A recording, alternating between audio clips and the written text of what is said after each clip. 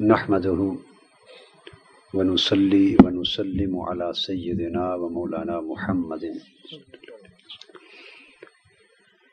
رسوله النبي الأمين المكين الحنين الكريم الرؤوف الرحيم.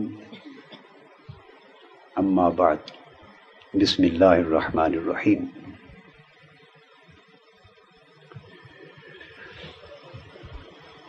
معزز حاضرین،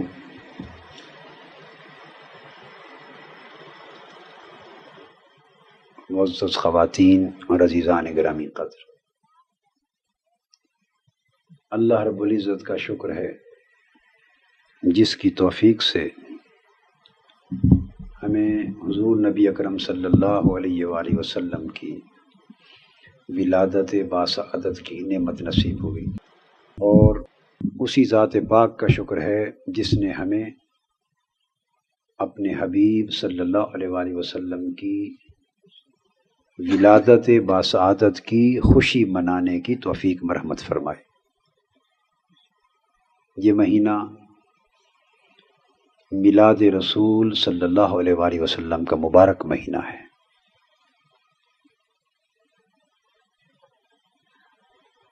یہ پورے عالم اسلام میں اپنے اپنے انداز کے ساتھ بڑے احتشام اور تزک و اہتمام کے ساتھ منایا جاتا ہے۔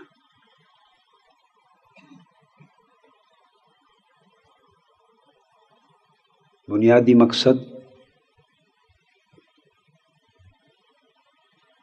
حضور نبی اکرم صلی اللہ علیہ وآلہ وسلم کے میلاد پاک کا جشن اور خوشی منانے کا، اور اس کے لیے محافل منعقد کرنے کا، چراغاں کرنے کا، جلوس کا اہتمام کرنے کا، صدقات اور خیرات کا اہتمام کرنے کا، اور ایسی تقریبات منعقد کرنے کا بنیادی مقصد حضور علیہ الصلوۃ والسلام کی امت کو، بالخصوص نوجوان نسل کو اور پھر بچوں کو، جو ہماری اگلی نسلیں آ رہی ہیں، ان تک اپنے نبی کی محبت کا پیغام پہنچانا ہے۔ جیسے پاکستان ہمارا ملک ہے، 1947 میں قائم ہوا، اور ہم آج تک یوم آزادی اہتمام سے مناتے ہیں۔ اس کا مقصد کیا ہے؟ دو مقصد ہیں۔ ایک یہ کہ ہم ہمیشہ زندگی بھر اپنی نسلوں کو یہ سبق یاد دلاتے رہیں کہ یہ پاکستان اللہ نے ہمیں عطا کیا، یہ اس کی بہت بڑی نعمت تھی، اور ہم اس آزادی اور اس نعمت کے حصول پر اللہ کا شکر بجا لا رہے ہیں۔ اور ثانیاً یہ کہ ہم نسلوں کو یہ بھی یاد دلاتے رہیں کہ اس پاکستان کے قیام کا کوئی مقصد تھا، اور ہمیں اس مقصد کو حاصل کرنے کی جد و جہد کرنا ہے۔ امت مسلمہ کے لیے قومی آزادی کے دن چھوٹی نعمتیں ہیں، اپنے ملکوں کے قیام کے دن چھوٹی نعمتیں ہیں۔ امت مسلمہ کے لیے سب سے بڑی نعمت حضور سرکار دو عالم صلی اللہ علیہ وآلہ وسلم کا دنیا پر تشریف لانا ہے، کہ جن کے صدقے ہم امت مسلمہ بنے، جن کی آمد کی طفیل ہمیں ایمان نصیب ہوا ہے، ہمیں اللہ کی شناسائی اور اس کی معرفت ملی ہے، جن کی آمد کے طفیل ہمیں پیغام توحید نصیب ہوا ہے، جن کی آمد کے صدقے سے ہمارے سر بتوں کے سامنے جھکنے سے رک گئے ہیں، ورنہ یہ سرزمین پاک و ہند ہم خدا جانے کتنی گنگاؤں اور جمناؤں کے سامنے اشنان کرتے پھرتے ہوتے، اور ہمارے گھر کتنے ہاتھوں کے تراشے ہوئے بتوں سے اس ماڈل ٹاؤن میں سجائے ہوئے ہوتے، اور ہم کتنے بڑے مشرک ہوتے، بت پرست ہوتے، اللہ کی معرفت سے دور ہوتے، ایمان کی سے دور ہوتے۔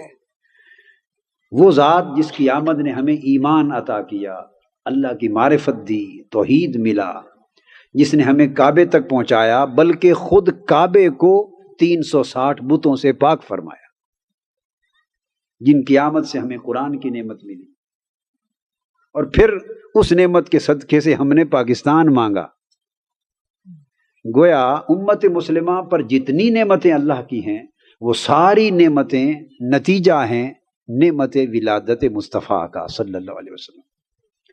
لہٰذا میں یہ سمجھتا ہوں اقوام عالم اپنے اپنے یوم مناتی ہیں، انہیں منانے کا حق ہے، منانا چاہیے، مگر دنیا کے سارے یوم قربان ہیں اس یوم پر جو یوم ولادت مصطفیٰ ہے صلی اللہ علیہ وسلم۔ تو بیسک کنسپٹ یہ ہے کہ ہمیں بڑی فراخ دلی سے، بڑے ذوق سے، بڑے شوق سے، بڑی محبت سے حضور علیہ الصلوۃ والسلام کی ولادت باسعادت کا مہینہ اور یہ دن اہتمام کے ساتھ منانے چاہیے۔ حضور نبی اکرم صلی اللہ علیہ وآلہ وسلم نے فرمایا، حدیث پاک میں ہے کہ لوگوں اپنے بچوں کو اپنے نبی کی محبت سکھایا کرو۔ علموا اولادکم حب نبیکم، حدیث پاک حضور علیہ السلام نے فرمایا اپنی اولادوں کو اپنے نبی کی محبت سکھایا کرو۔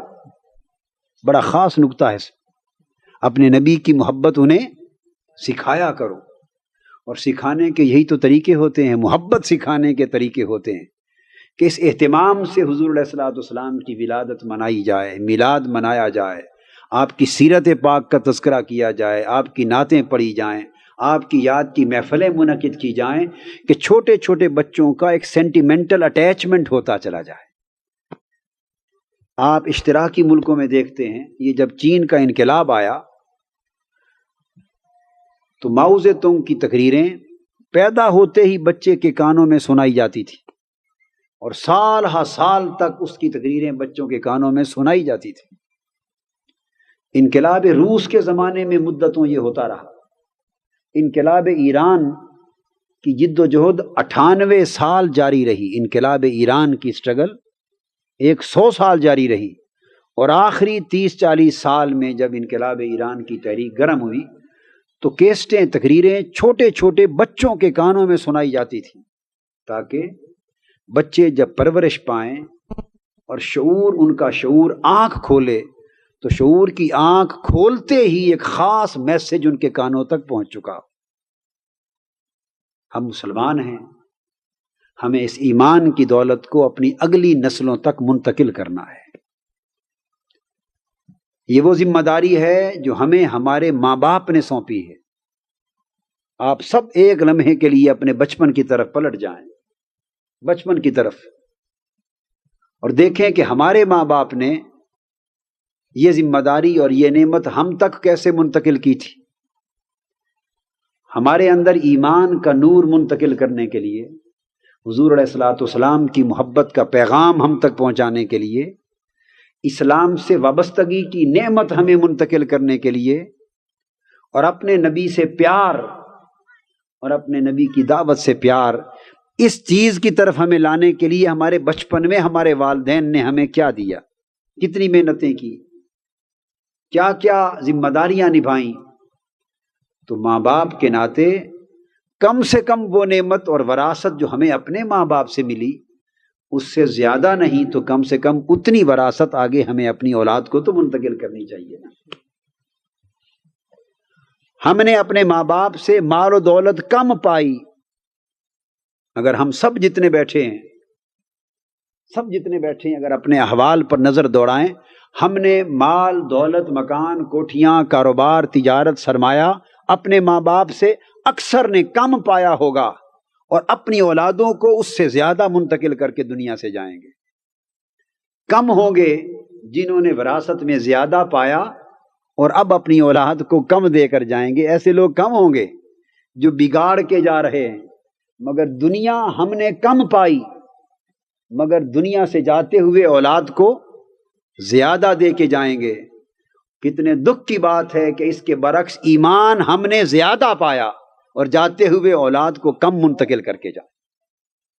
کتنے دکھ کی بات ہوگی کہ دنیا زیادہ کم پائی اور اتنی محنت کی اس پر کہ جاتے ہوئے دنیا سے جب رخصت ہوں گے تو وراثت دنیا کی زیادہ چھوڑ کے جائیں۔ اس طرح کسی نے ہمیں ایمان کی وراثت بھی دی تھی، حضور علیہ الصلوۃ والسلام کی محبت کی وراثت بھی دی تھی۔ کتنا ظلم ہوگا ہماری اولادوں پر کہ ہم جائیں تو ایمان والی وراثت پہلے سے کم چھوڑ کے جائیں، اور اگر ہم نے کم کر دی وہ وراثت تو اندازہ کریں کہ پھر جب ہماری اولاد اپنی اولاد کو وراثت دینے کی نوبت تک پہنچے گی تو ان کا کیا حشر ہوگا۔ یعنی اگلی عرب ملکوں میں اور بہت سے ملکوں میں یہی جو پروسیس ہوتا چلا گیا ہے، ڈیکے کا، ڈیگریڈیشن کا، یہ جو پروسیس چلتا رہا ہے، اس نے ہماری ان ملکوں کی بہت سی اگلی نسلوں کو ایمان کی دولت سے محروم کر دیا ہے۔ اور یاد رکھ لیں کہ ایمان کی دولت کو محفوظ کرنے کے بہت طریقے ہیں۔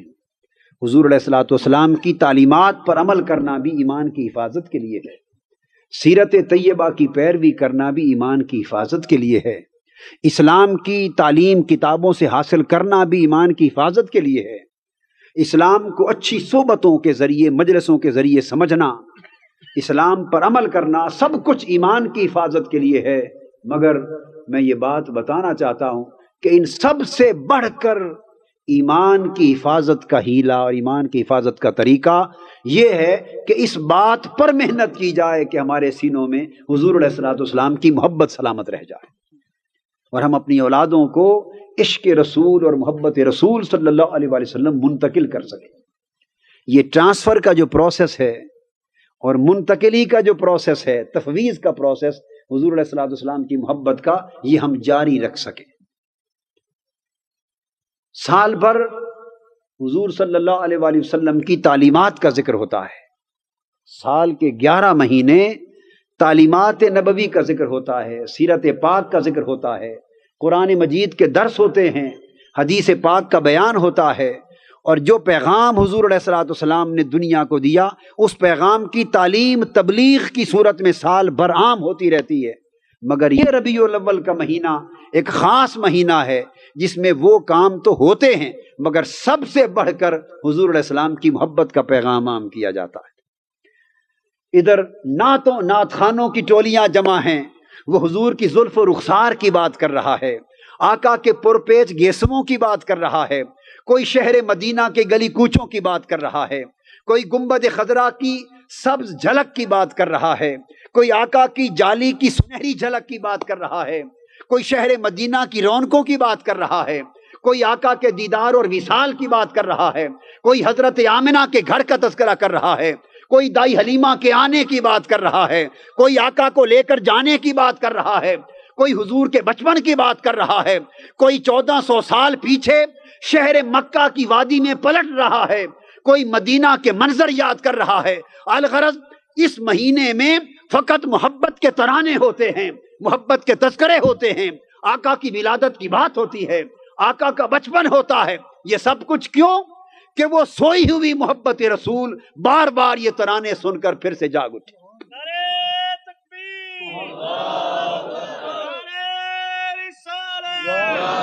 پھر سے جاگ اٹھے۔ آپ اپنی اولاد کے سامنے گھر بیٹھے کبھی اپنے والد کا ذکر کرتے ہیں یا نہیں کرتے؟ کیوں؟ تاکہ اولاد اپنے دادا سے شناسا ہو جائے۔ میں خود اپنے بچوں کو جب جمع کرتا ہوں میں ان سے کہا کرتا ہوں، بیٹے ممکن ہے تم ہر بات میں مجھ سے جیت جاؤ، ممکن ہے اللہ تمہیں توفیق دے تم علم میں آگے بڑھ جاؤ، عمل میں آگے بڑھ جاؤ، فکر میں، تحقیق میں، دین کی خدمت میں، ہر چیز میں تم آگے بڑھ سکتے ہو، مگر ایک بات میں تم مجھ سے آگے نہیں بڑھ سکتے۔ وہ حیران ہو کے پوچھتے ہیں وہ کون سی بات ہے؟ میں کہتا ہوں بیٹے میرا والد تمہارے والد سے اچھا تھا،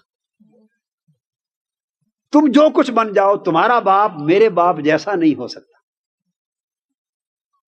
اس طرح یہ ایفرٹ ہوتی ہے بچوں کو اپنی نسل، اپنی آبا کی طرف، بزرگوں کی طرف منتقل کرنے کی۔ قرآن مجید نے بیان کیا ہے لوگوں اللہ کا اس طرح ذکر کیا کرو جیسے اپنے باپ دادا کا ذکر کرتے ہو۔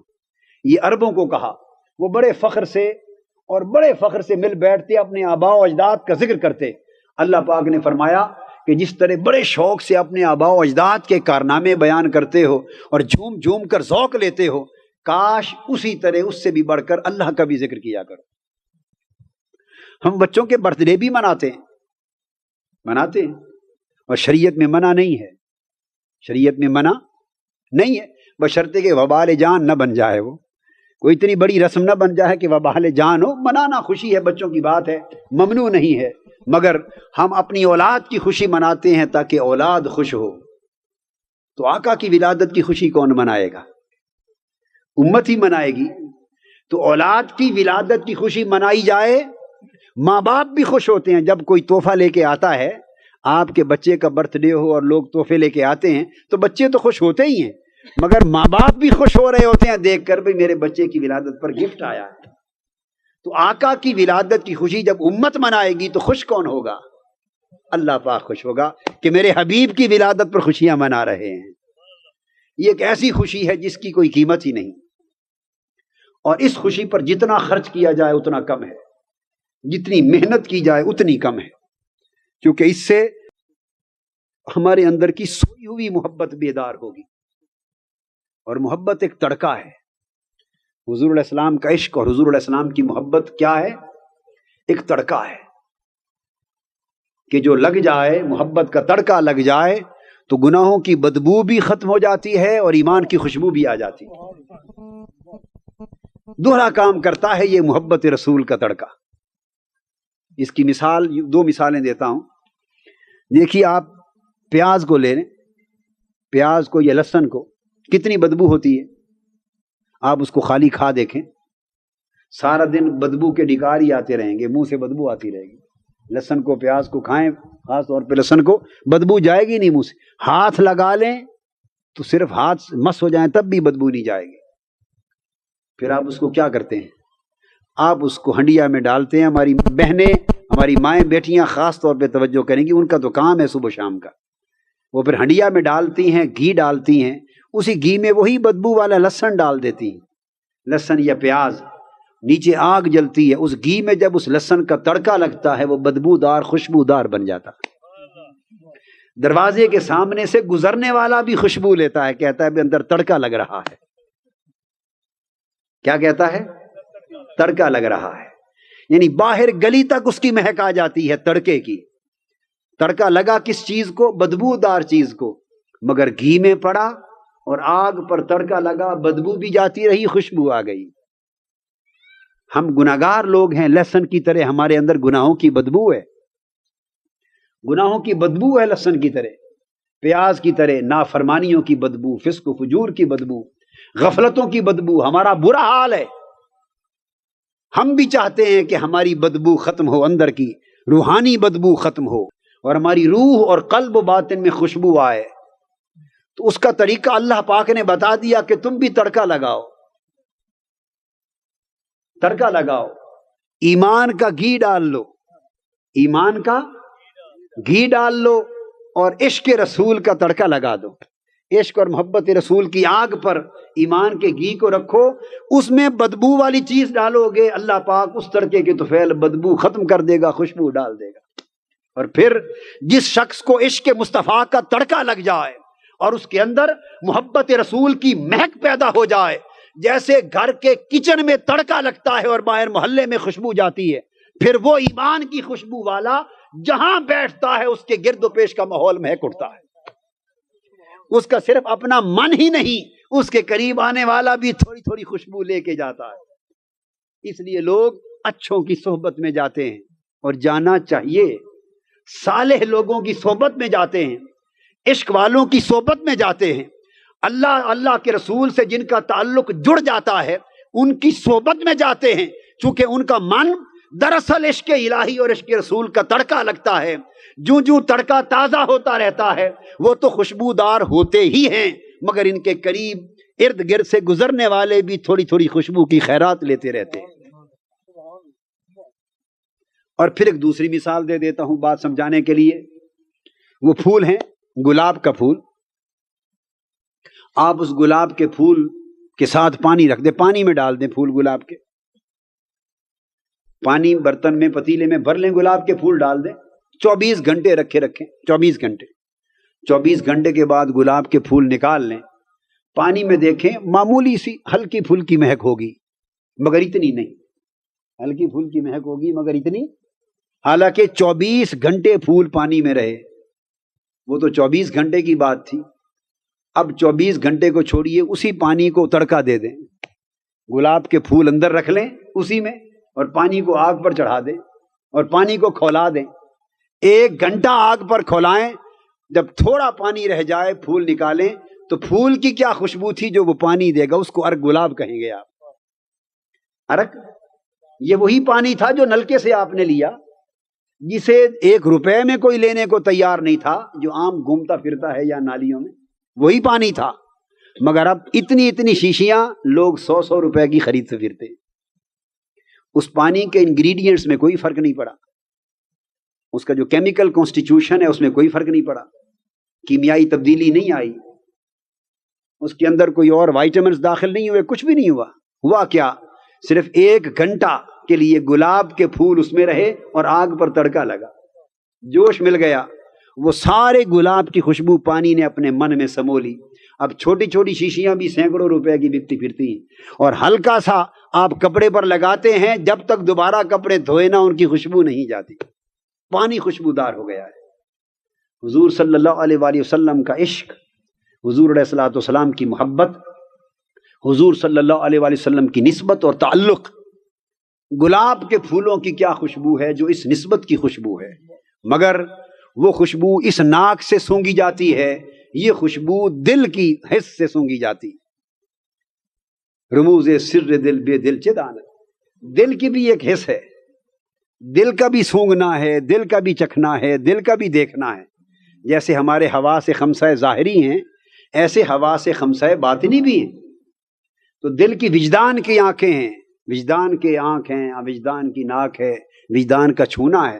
تو دل سونگتا ہے اس ایمان کی خوشبو کو. یہ سارے اہتمام حضور صلی اللہ علیہ وسلم کے عشق و محبت کی خوشبو کو ہمارے ایمان کے اندر مہکانے کی کوششیں ہیں، اور اللہ پاک اس عمل کو قبول کرتا ہے، گنہگاروں کے عمل کو بھی قبول کرتا ہے. یہ بات سمجھ لیں. حضور علیہ الصلوۃ والسلام پر درود پاک پڑھنا حضور کی محبت کی علامت ہے نا. درود و سلام پڑھنا آقا کی محبت کی علامت ہے. ہر عمل یاد رکھ لیں، ہر عمل، آپ نماز پڑھیں، زکوٰۃ دیں، حج کریں، روزہ رکھیں، جو عمل بھی کریں، کوئی شخص قطعاً نہیں کہہ سکتا کہ میں نے یہ عمل کیا اور 100% اللہ کی بارگاہ میں مقبول ہے. کوئی گارنٹی کے ساتھ یہ بات بولیے نہیں کر سکتا. وہ مالک ہے، چاہے قبول کر لے چاہے قبول نہ کرے. کوئی عمل قطعی القبول نہیں ہے، یعنی ود سرٹنٹی ہم اس کی قبولیت کی ضمانت نہیں دے سکتے. اس میں پروبیبلٹیز ہیں، پروبیبلٹیز ہیں، ممکن ہے قبول ہو جائے، ممکن ہے قبول نہ ہو. 100 گنا ریا کا دخل ہے اس میں. ہر عمل، کعبے کا حج تک کا عمل جو ہے اس کی بھی قبولیت کی ضمانت نہیں. ظن رہتا ہے پتہ نہیں اللہ نے قبول کیا اور معلوم نہیں قبول نہ کیا. مگر حضور علیہ الصلوۃ والسلام کی ذات پر درود و سلام بھیجنا یہ وہ عمل ہے جو آقا کی محبت کا آئینہ دار ہے. نماز پڑھنا حضور کی حکم پر عمل ہے، مگر یہ حضور کے عشق و محبت کا آئینہ دار نہیں، اللہ کی عبادت ہے. روزہ رکھنا اللہ کی عبادت ہے، حج کرنا، زکوٰۃ دینا عبادات ہیں. مگر درود پڑھنا حضور پر اور درود و سلام پڑھنا ایک ایسا عمل ہے کہ جو A to Z سارا کا سارا عمل ہی حضور علیہ السلام کی محبت کا آئینہ دار ہے. حضور سے کوئی محبت اور عشق ہے تو درود و سلام آقا پر پڑھ رہے ہیں نا. تو ہر عمل یقینی القبول نہیں، معلوم نہیں قبول ہوا یا نہ ہوا. مگر درود و سلام ایک ایسا عمل ہے کہ اگر کوئی فاسق اور فاجر بھی حضور پر درود پڑھ لے، اس کی زبان سے درود نکلا خدا کی بارگاہ میں قبول ہو گیا. یہ بات یاد رکھ. کوئی فاسق و فاجر، کوئی بے نمازی، حتیٰ کہ کوئی گناہ کبیرہ کرنے والا، گناہ کبیرہ کرنے والا فاسق فاجر، درود و سلام ایک ایسا عمل ہے اگر اس بہت بڑے گناہگار اور فاسق کی زبان سے بھی اللہم صلی علی سیدنا و مولانا محمد وعلی آلہ وصحبہ وبارک وسلم، یا الصلاۃ والسلام علیک یا رسول اللہ وعلی آلک و صحابک و اہل بیتک یا حبیب اللہ. درود و سلام کے یہ کلمات ایک فاسق و فاجر کی زبان سے نکلے، ادھر زبان سے ادا ہوئے، ادھر اللہ نے قبول کر لیے۔ کیوں کہ درود و سلام میں کیا ہے؟ ایک درخواست ہے، درود و سلام صرف ایک درخواست ہے، کیا؟ اے اللہ اپنے نبی پر رحمتیں بھیج، اپنے نبی پر رحمتیں بھیج، اور نبی کی آل پر بھی رحمتیں بھیج۔ بس سوائے اس کے درود و سلام میں تو اور ہے ہی کچھ نہیں کہ حضور پر، حضور کی آل پر رحمتیں بھیج۔ اللہ فرماتا ہے میرے گناہگار بندے، تیرے کہے بغیر جب میں بھیجتا رہتا ہوں تو تیرے کہنے پر کیوں نہیں بھیجوں گا؟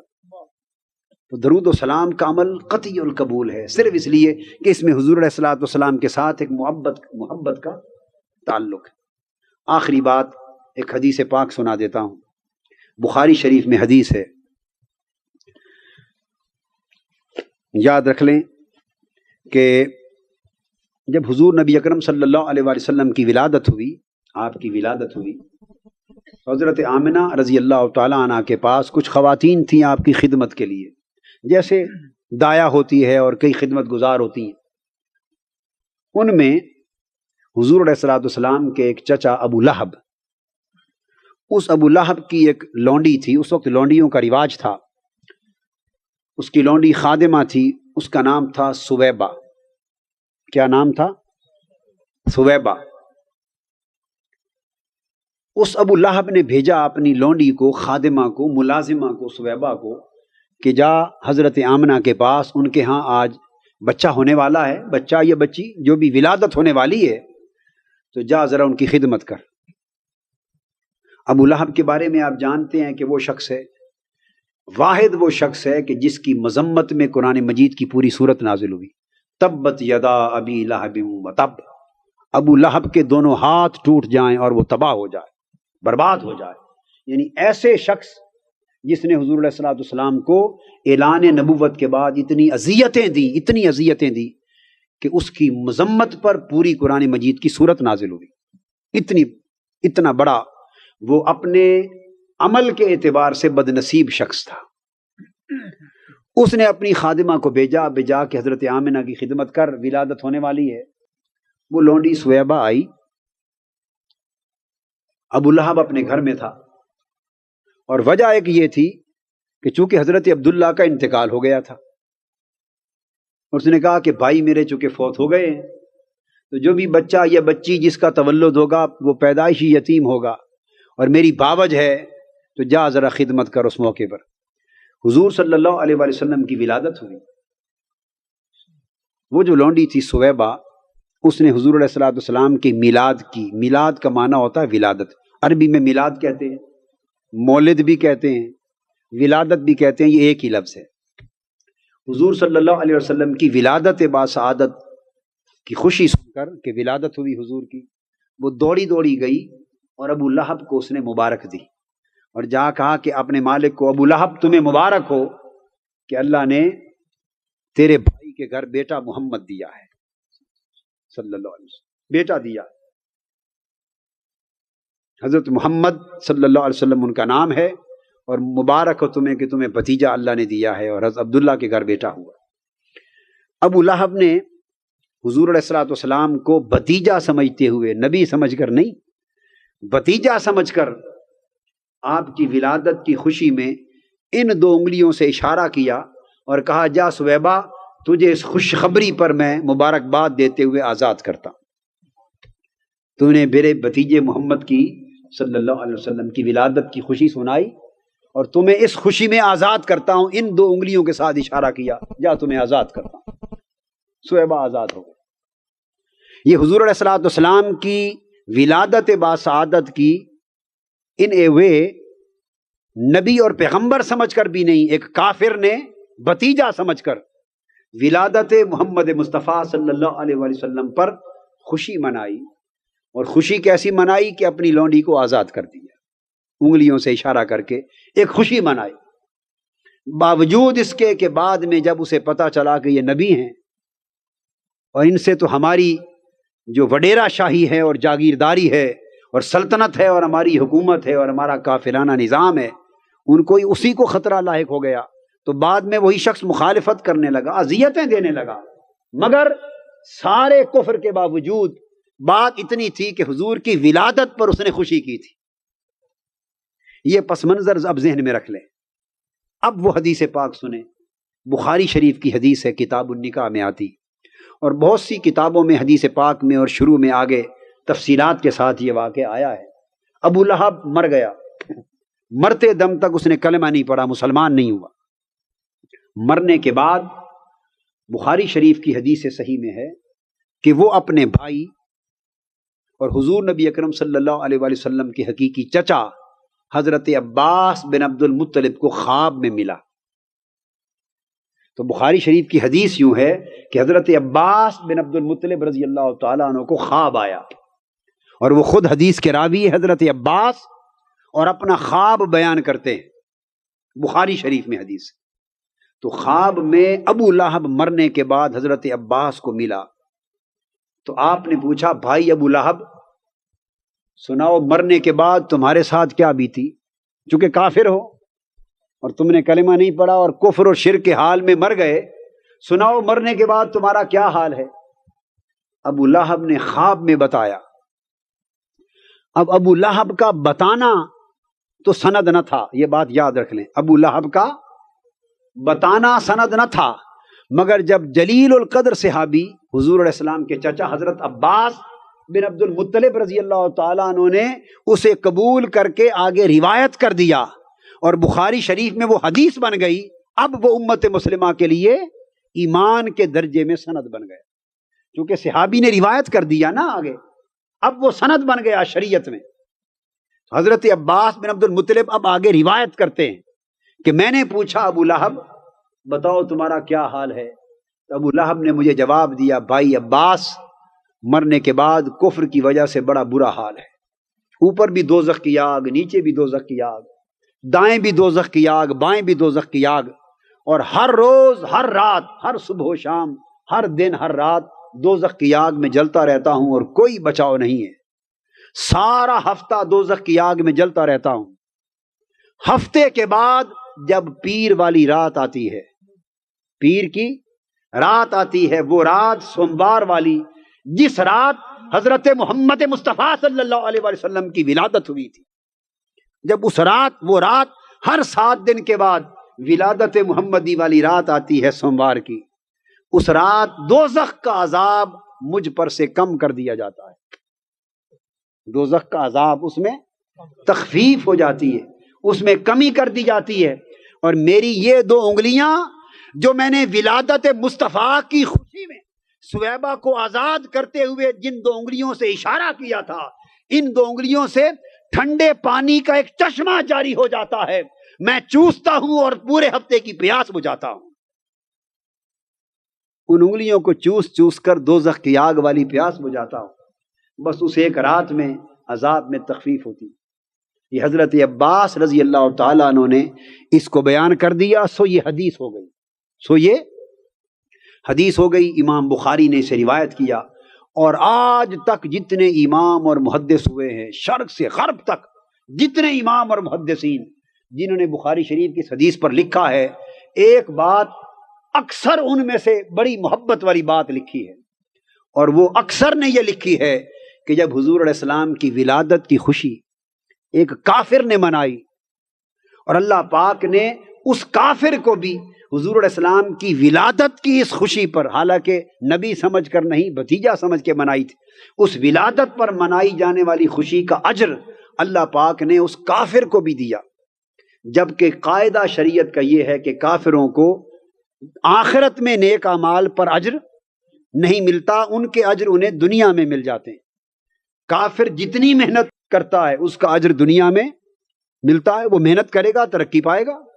اور آپ کے سامنے ہے ویسٹرن کنٹریز، امریکہ، یورپین کنٹریز، مغربی دنیا میں، خواہ وہ یہودی ہیں، خواہ وہ عیسائی ہیں، خواہ وہ کافر ہیں، جنہوں نے جتنی محنت کی ہے دنیا میں ترقی پائی ہے، تو ان کو اجر دنیا میں ملتا ہے. مگر آخرت کا اجر صرف ایمان والوں کے لیے ہے، کافروں کے لیے نہیں. یہ اللہ پاک کا نظام ہے. مگر حضور علیہ الصلوۃ والسلام کی ولادت کی خوشی ایک ایسا عمل ہے کہ کافر نے بھی کیا تو اس کا اجر بھی آخرت میں رائے گاں نہیں گیا.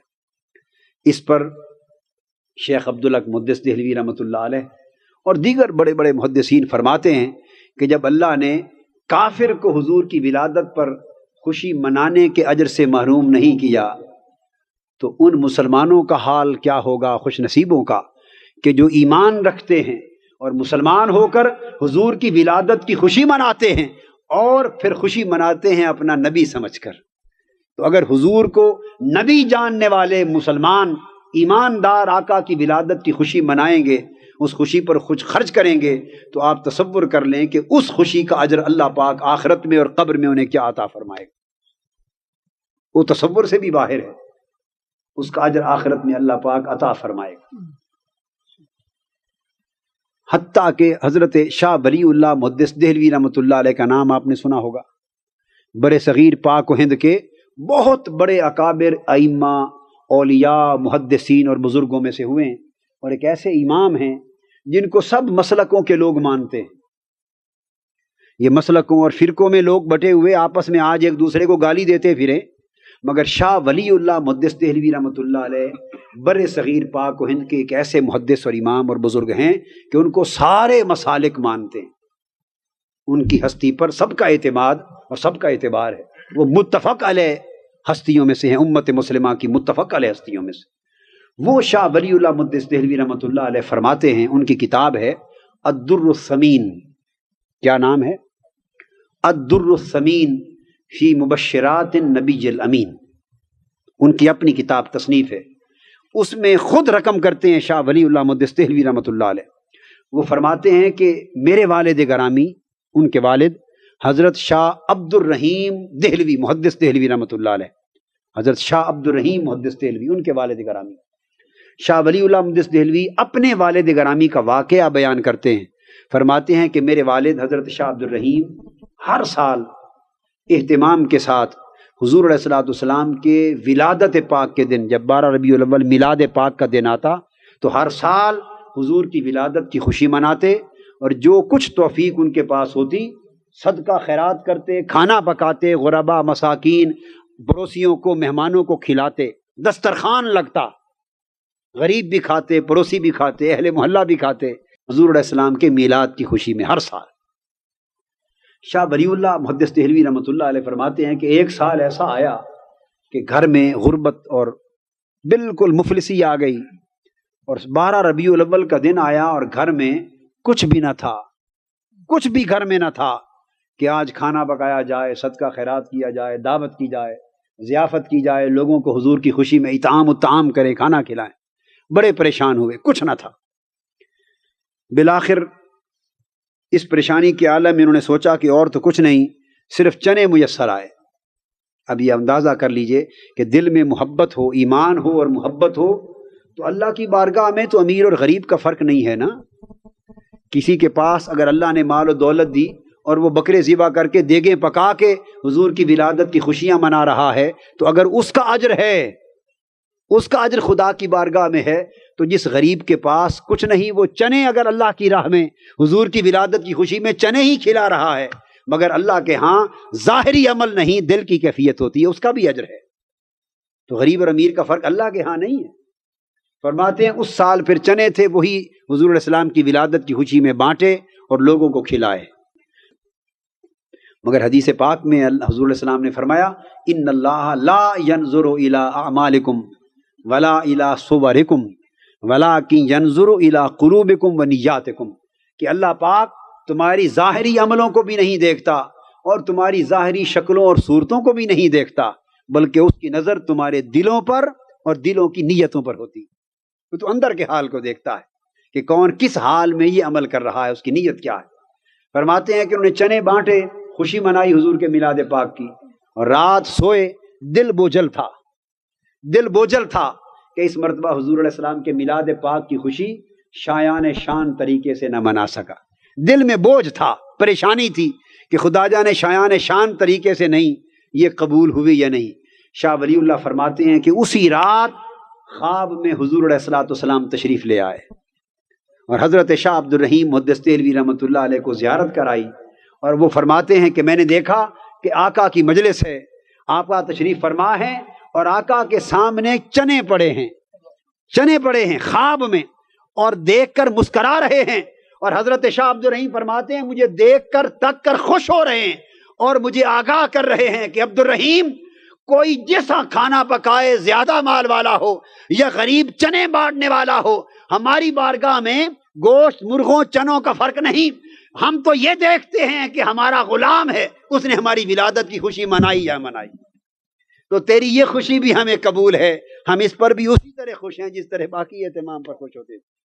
تو یہ عمل کی قبولیت کی مبارکباد گویا حضور علیہ السلام نے اسی رات بشارت کی صورت میں، خواب کی صورت میں عطا فرما دی۔ اور پھر شاہ ولی اللہ مدثر دہلوی رحمۃ اللہ علیہ خود فرماتے ہیں، اپنا مشاہدہ فرماتے ہیں کہ میں ایک مرتبہ مکہ معظمہ میں تھا اور 12 ربیع الاول کا دن آ گیا، اور میں 12 ربیع الاول کو مکہ معظمہ میں محافل میلاد ہوتی تھی۔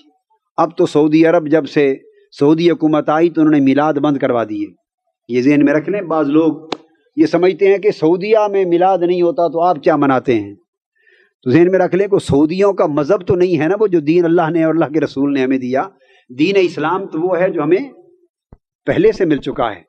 ذہن میں رکھ لیں کہ سعودیوں کی حکومت آئی ہے 1920 کے بعد، اس جنگ عظیم اول کے بعد جب شریف مکہ کی بغاوت ہوئی اور آٹمن امپائر نے ودرا کر دیا اور ہتھیار نہیں اٹھائے، 1920 کے بعد آئی ہے سعودیوں کی گورنمنٹ، اور 1920 ان کی حکومت آنے تک، ان کی حکومت اس صدی کے اوائل تک مکہ معظمہ اور مدینہ طیبہ میں میلاد پاک کے جلوس نکلتے تھے، صدیوں تک جلوس نکلتے رہے، اس حکومت کے قیام کے شروعی دور تک بھی نکلتے رہے، جلوس نکلتے، چھٹیاں ہوتی، چراغاں ہوتے، درود و سلام کی محفلیں ہوتی، محافل میلاد ہوتی، اور میلاد پاک کی محفلیں تو ابھی 60s 70s تک ہوتی رہیں۔ پھر انہوں نے بین کر دی۔ اب دوبارہ گلف وار میں جب امریکہ بہادر تشریف لایا ہے، امریکہ کے ڈر سے پھر انہوں نے محفل میلاد کو بحال کرنا شروع کر دیا ہے۔ کئی فنڈامنٹلسٹ نہ کہہ دیں کہ یہ دہشت گرد ہیں، بنیاد پرست ہیں، زیادہ مذہب میں سختی کرنے والے ہیں، کہیں یہ شکایت نہ ہو جائے۔ اب انہوں نے سختیاں نرمی کرنی شروع کی ہیں، اور اب گھروں میں محافل میلاد مکہ معظمہ مدینہ طیبہ پھر عام شروع ہو گئی ہے۔ اور اب میں مدینہ پاک کئی بار ربیع الاول میں گیا ہوں اور محافل میلاد میں شرکت کی۔ شاہ فہد نے ایک فرمان جاری کیا، آفیشل آرڈر، کہ گھروں میں کوئی محفل میلاد کرے، شرطے اور پولیس کو ان کے گھر میں مداخلت کی اجازت نہیں، اس کی کھلی اجازت۔ اور وہ وقت بھی آئے گا کہ پھر پہلی بہاریں انشاءاللہ لوٹ آئیں گی۔ تو میں آپ کو بتا رہا ہوں کہ شاہ ولی اللہ فرماتے ہیں کہ محفل میلاد تھی، میں شریک ہوا۔ فرماتے ہیں میں نے مراقبہ کیا اور میں نے اپنی آنکھوں سے دیکھا کہ پوری محفل زمین سے لے کے آسمان تک نور کے ساتھ معمور ہو گئی، ساری محفل کی فضا نور کے ساتھ معمور ہو گئی، اور نیچے سے اوپر تک نور ہی نور ہو گیا۔ شاہ ولی اللہ فرماتے ہیں کہ میں نے آنکھوں سے دیکھا اور پھر میں نے مراقبہ کیا جائزہ لینے کے لیے کہ یہ نور کیسا ہے۔ فرماتے ہیں کہ مجھے آگاہ کیا گیا اور مجھ پر منکشف ہوا کہ یہ نور ملائکہ کا ہے، اور اللہ پاک نے لکھوں کھا فرشتے ایسے مقرر کر رکھے ہیں کہ جہاں حضور علیہ السلام کے میلاد پاک کی محفل اور حضور کی نعت پاک کی محفل ہوتی ہے، وہ ملائکہ اس محفل پر آ کر اپنے نورانی پر صاحبانوں کی طرح تان لیتے ہیں، اور آسمان تک حضور کے میلاد کی محفل پر فرشتے انوار کی بارشوں کے ساتھ آ جاتے ہیں۔ تو یہ فرشتوں کا نور ہے اور حضور کے میلاد کے ذکر کا نور ہے۔ تو یقیناً ہم نے محفل میلاد کی، آپ سارے شریک ہوئے، اور بے شک اس محفل پر اللہ پاک نے نور بھیجا، ملائکہ نے نور بانٹا، اور میرا ایمان ہے کہ وہ صرف یہیں تک نہیں رہا، بلکہ جن جن گھروں سے چل کے آپ آئے اور جو جو اس اہتمام میں شریک ہوئے، یہ میں ایمان سے کہتا ہوں اپنے اپنے نور کا حصہ آپ لے کر گھروں کو جائیں گے، اپنے گھروں میں نور کا حصہ لے کر جائیں گے، یہیں چھوڑ کے نہیں جائیں گے۔ کیوں کہ یہ محفل منعقد ہی نہ ہوتی اگر آپ نہ آتے، یہ محفل منعقد نہ ہوتی اگر آپ مل کر اہتمام نہ کرتے۔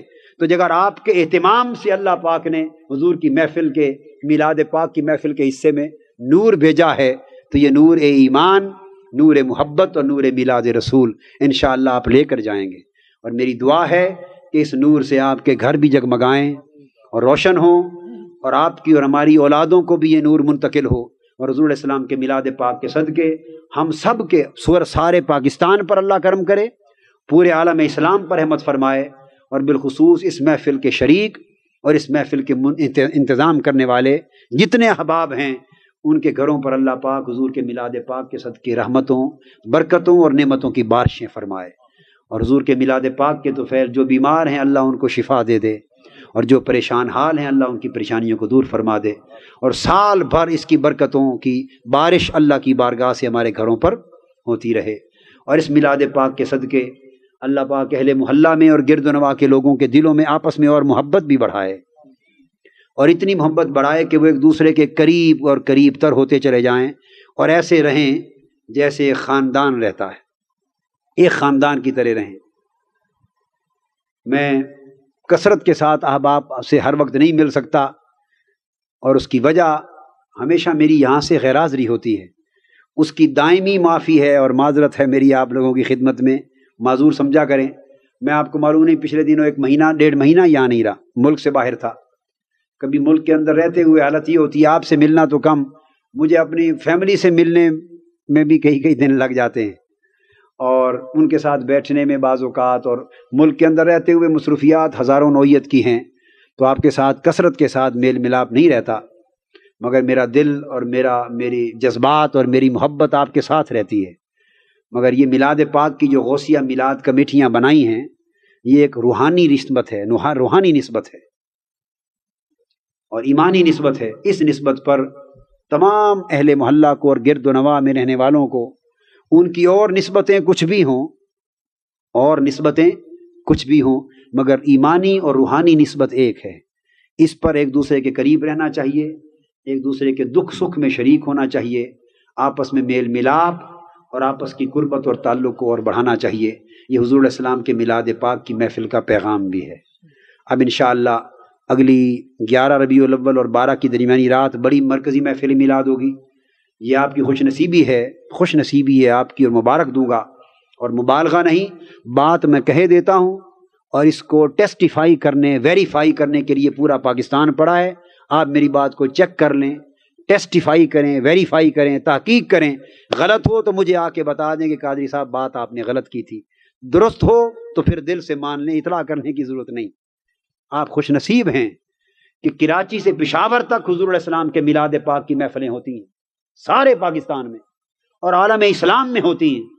مگر عالم اسلام کی بات تو میں کر سکتا ہوں مگر بوجو نہیں کرتا، کیونکہ آپ نے دنیا ہر ایک نے تو باہر گھوم کے دیکھی نہیں، ممکن ہے آپ سمجھے مبالغہ کیا جا رہا ہے، کیونکہ باہر گھوم کے تو نہیں ہر ایک نے دیکھی، ممکن ہے آپ سمجھیں مبالغہ ہے، مگر پاکستان تو دیکھا ہے، اور آپ دیکھ سکتے ہیں، اس لیے صرف پاکستان کی بات کرتا ہوں کہ کراچی سے لے کے پشاور تک 12 ربیع الاول کی میلاد پاک کی محفل پورا پاکستان چھان کے دیکھ لیں بحمد اللہ تعالی۔